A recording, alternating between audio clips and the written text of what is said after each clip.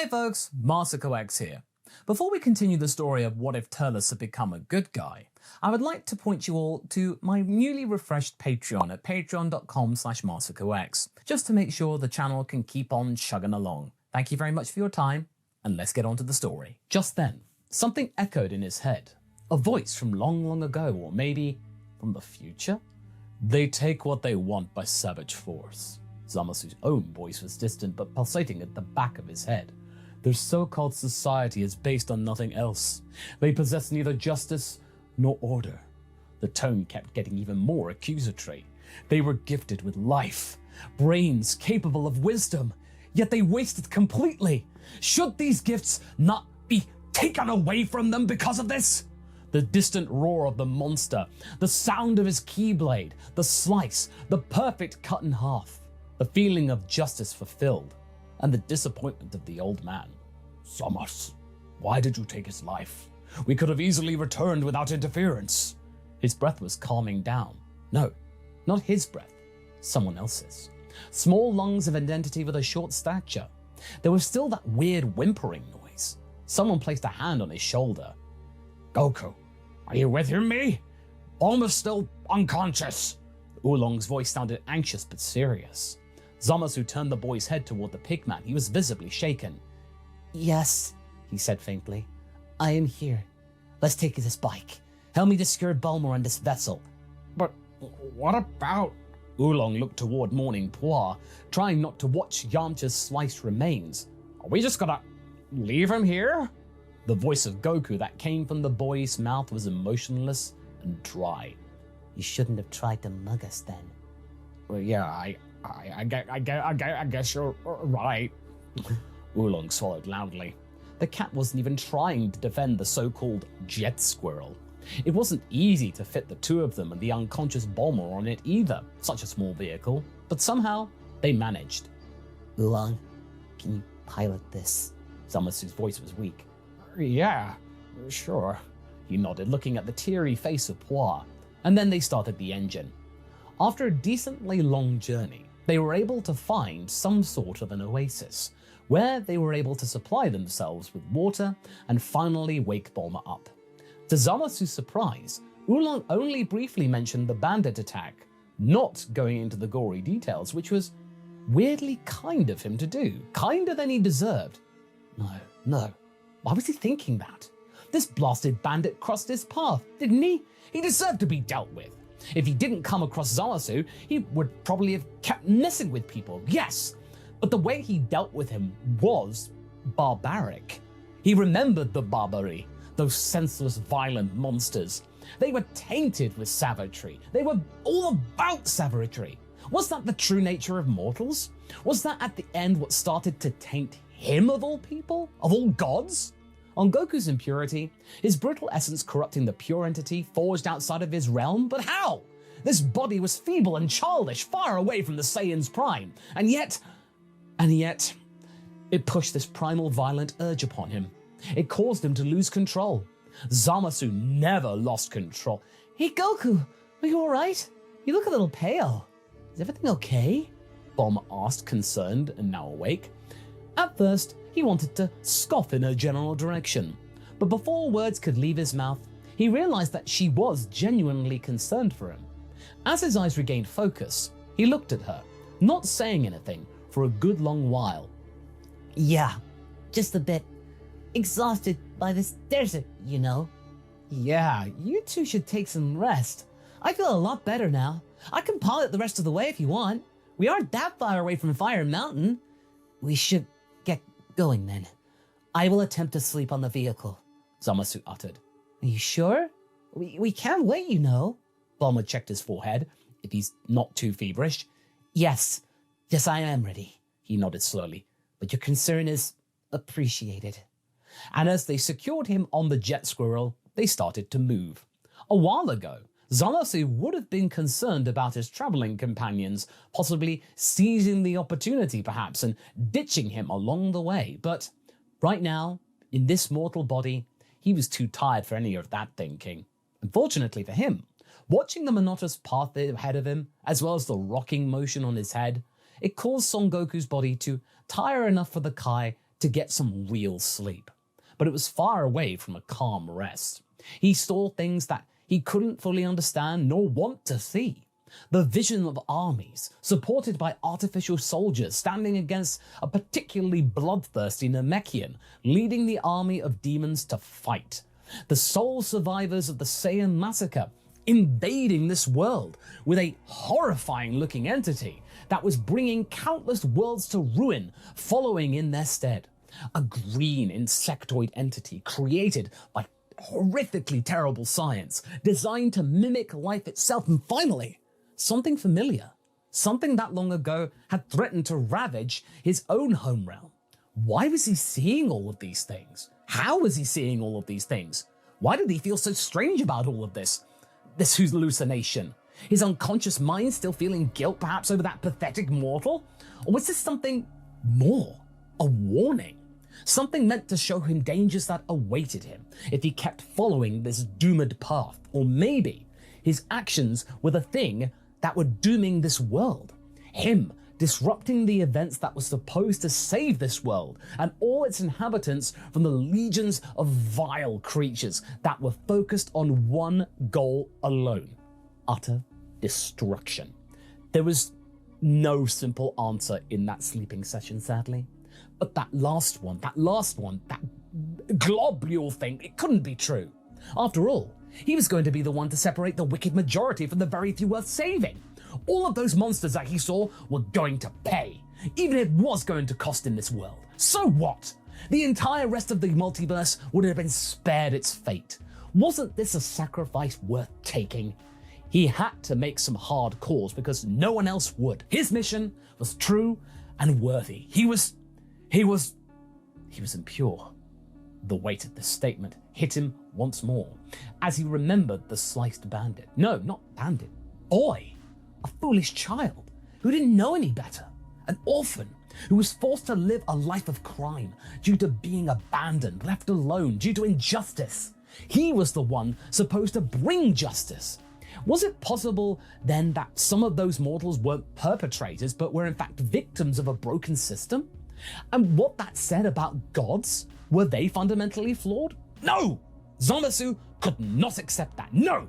Be gone, filthy nightmare! No! No! No! Zamasu screamed loudly, causing Bulma to stop the jet squirrel in her tracks. Goku! Goku! Are you alright? She shook him as the Kai opened the Saiyan's eyes.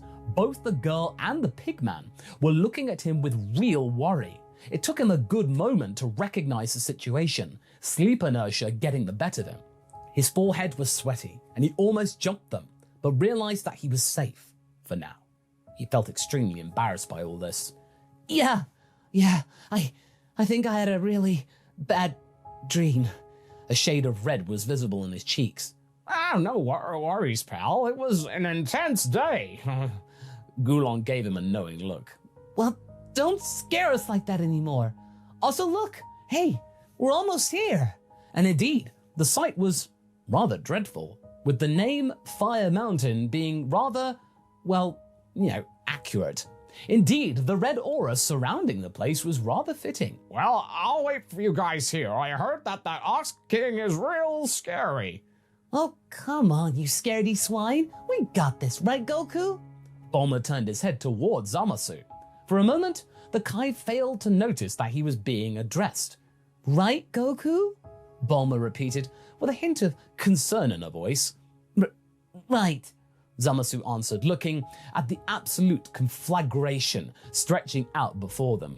So, this Ox King, he has the Dragon Ball, right? We have to convince him to give it back, I presume. Well, that's the idea, Goku. That's what we've been doing. He can be quite deadly, though. It's gonna be hard. Oolong looked at the young Saiyan. I heard he can kill you just if you look at him funny. And I don't want to be looking at anyone funny right now. This is not funny. Well, because he never met me before, obviously. Zamasu gave Oolong a reassuring smile, for the first time showing some signs of sympathy toward the pigman. Something that surprised even the Kai himself. This just came out of him. He took a few steps to the front of the group. No way. That climbing all the way up, he then realized, a mountain? If this Ox King had the Dragon Ball, then maybe luring him out and downward would be the correct course of action. He didn't want to be going up a mountain that was scorching. He then yelled at the top of his lungs, Hey, Ox King! I'm here to challenge you! Are you crazy, Goku? Oolong peeked from behind a ruin, but Bulma quickly pulled him back as some very loud stomps could be heard. A massive mountain of a man dressed in armor and a horned helmet was approaching the young one with surprising speed for someone of that size. Who dares to call out to me? Who are you, little stranger? A thief, no doubt? I am here for your Dragon Ball. You can give it to me freely or face the consequences. Zamasu took a battle stance, which clearly made the Ox King make some sort of double take. But he said nothing. Very well. Defend yourself, tiny one. And a massive axe flew toward him. One of the few things that Zamasu had appreciated about his current form was that it was a rather nimble one. He was able to move rather quickly. And he also had to admit that he really needed that trait because this hulking mass of muscle was striking with an insane amount of power, possibly the greatest that he had seen on this Kai-forsaken planet. But what worried him more right now was when it came time to counterattack. He jumped like a flea, ready to strike the giant. And while his kick did connect, it didn't even leave a mark. What? Zamasu was sure that this should cause at least a little bit of damage to be inflicted, and yet the Colossus was hardly moved. Almost immediately, he was swatted away like a fly with his massive hand. Now, this did hurt, but Zamasu managed to steer his flight and bounce off a piece of ruined village and jump on top of the massive hand. Hey, get off me! The Ox King tried to shake the Saiyan off, but Zamasu was holding firm. As he attached himself to this insanely large palm, he stabbed it with a keyblade, causing the Ox King to shriek out in pain. It also weakened his grip over the hand, and the Kai used all the power Goku's body had at that moment to propel it toward Ox King's own head. He stabbed again, to force his opponent to clench it into a fist, and jumped out at the last moment. A loud sound could be heard as the gigantic enemy punched itself. Bulma and Oolong were in awe of what they had just witnessed, but Zamasu wasn't done. He ran in between the giant's legs with his arms extended out and both keyblades active. This caused the Ox King to get off balance. After that, he jumped at his back and pushed him gently, which caused the terror of Fire Mountain to fall down with a loud smack. Using Son Goku's body, Zamasu climbed atop the neck and aimed the keyblade at his face. Sweat was running down it, but he was smiling with satisfaction. Yield, he said, breathing heavily. There was a moment of very confused silence before the Ox King erupted with loud and hearty laughter, much to Zamasu's surprise. Hey, you're some gusto, kid. I haven't had that much fun since I last trained in turtle school. The Kai quickly made the connection. Good. He could exploit that. Turtle School? So you know of Master Roshi then? He tilted his head innocently, but still commandingly. Yeah, I was his number 2 student, you know. And how do you know about the old master? The Meshin quickly picked the interest of the fallen giant, precisely as Zamasu had intended. Oh, he trained my grandpa as well. Maybe you know Son Gohan? I am Son Goku, by the way.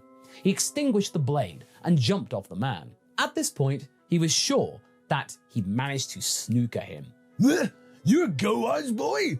Of course you are. I should have known, with the battle pose and all. How come you gave me such a hard time? How is my best friend doing, by the way? The demeanor of this one changed immediately. There was almost like a childlike enthusiasm about him, despite his size. Something that Zamasu actually liked. It was strange, as he rarely took any liking to mortals immediately. He is fine. Me and my companions are trying to collect the Dragon Ball so we can get a wish. You think I've earned mine because I know that you have one? The body-swapped Glin smiled innocently. No, Goku, I would love to give it to you, but I unfortunately cannot. The Ox King lowered his head in shame. Wait, why? Zamasu failed to hide his irritation. everything was going so well. This was supposed to be easy. You see, it's in my castle, and I can't get to my castle ever since the magical fire spiraled out of control. It was supposed to protect my castle from thieves, you see, but it worked a little too well. The Ox King was very embarrassed by this, very regretful even. Zamasu even felt kind of bad about this, like, poor idiot. Is there anything we can do to stop it? Oh, I'm Bulma, by the way. The gull peeked out from behind the nearby rubble. Well, I know that Master Roshi is in the possession of a very powerful artifact called the Bansho Fan. If you could perhaps go and get it for me, then I might be more than happy and able to assist you. We were just coming from there. Oolong covered his face with his ears in total despair. I don't think we have time for that, Ox King. Zamasu pondered, but quickly added, I do have another idea, though. I need to have a bit of a rest, though. I think I know how to deal with that fire and get you your castle back. You do? Would you do that for me? I sent my daughter Chi-Chi to go and get the fan for me, but I've not heard from her, and I thought that maybe you could check in on her. All right, just give me a moment. Zamasu returned to his companions. Give me some sustenance. I need to regain some of my power, he said, bossing them around. Can you actually help him, though? That's a magical fire, Goku. Bulma was real serious about this. Or are you setting him up for a fool? She lowered her voice. Not that she would have had anything against that, she just wanted to know. And in any other circumstance, Zamasu wouldn't have disagreed with her, but there was something endearing about this absolute behemoth. Yeah, I think I can do something, he said, looking at Fire Mountain with intent. After some time passed, he looked at the Ox King and his two traveling companions and nodded at them. Okay, you shall move from here. I don't want to hit you by accident. Hit with what? Okay. No, I'm going. Oolong said when Bulma started to shove him out of the way. Meanwhile, Zamasu was looking for a good angle. Foolish mortals usually use their techniques as a tool for destruction, but it was the intent that mattered. Power could be wielded in a plethora of ways. And, unbeknownst to him, Master Roshi had given him one of the greatest tools in his arsenal. As he was sure he was standing well, he did some quick mathematics in his head and started to charge up a Kamehameha. Ka, he started chanting. Is he? Oolong looked at Bulma. nay, Oh yeah, he is. Ox King got excited. nay. Zamasu kept going, take cover! Bulma hugged the remains of a brick wall. Ah! This time the beam wasn't pure blue, but had a weird rosy color, but it angled around the mountain, creating a wave of air that blew out the fire, barely missing the castle and its surroundings. It was a sight to behold, as if someone had shot a star toward the sky. He did it! Both of his companions jumped high and cheered as Ox King placed them atop his shoulders. Zamasu then turned around and saw them celebrating. It felt weirdly satisfying. He didn't even notice that he smiled at them instinctively and nodded, and as promised, they were given the 7-star Dragon Ball. The Ox King even asked them if they could spend the night in a way of token of appreciation, as his daughter would be back soon. Once he started talking about the possibility of matchmaking her with Goku, Zamasu politely declined and forced Bulma and Oolong, neither of them were happy of having to move on immediately, to move on immediately. They were very close to fulfilling their goal and the whole experience made him not think about what had happened back in the desert with Yamcha. Still, as they left, they were laughing and joking, which was a nice change of pace. Zamasu even caught himself enjoying their company. But at the back of his head, he then heard a small whisper. Oh, it will be a shame to betray them. And that's where we're going to be leaving things for right now.